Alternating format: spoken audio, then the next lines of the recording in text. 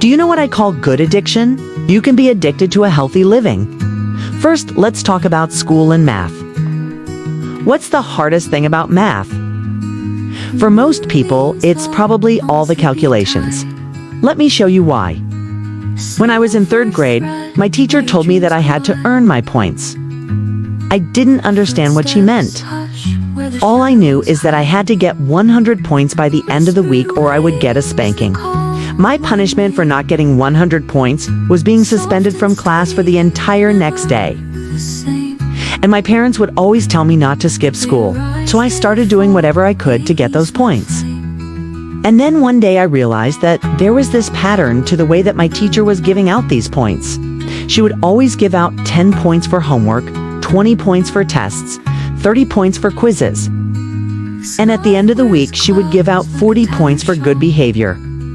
So all I had to do was behave well for one whole week, and I would get 100 points.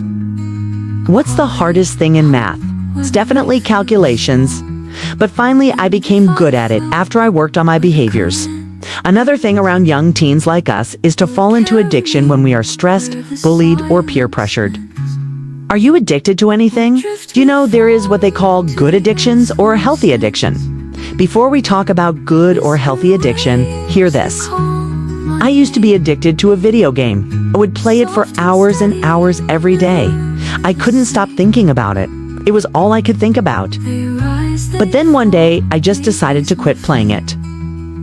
I deleted the game off my phone, and I haven't played it since. It's hard to break any kind of addiction, but it's possible. What's the hardest thing you've ever had to stop doing? For some people, it's drugs or alcohol.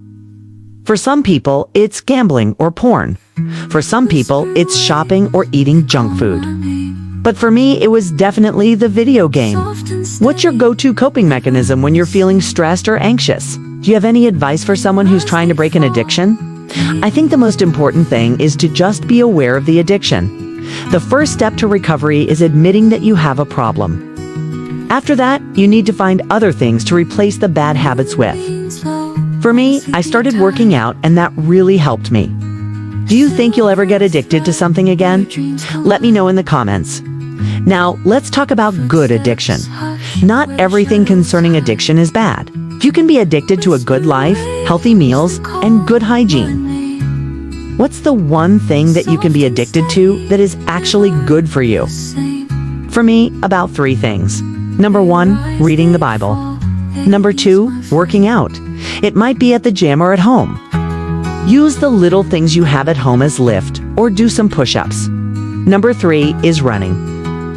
I get a lot of people asking me how they can improve their relationship with God. And the first thing I always tell them is to read His words daily.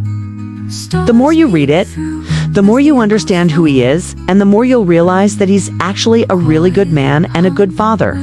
I also love working out and running because it helps me clear my mind and it helps me focus on my breathing.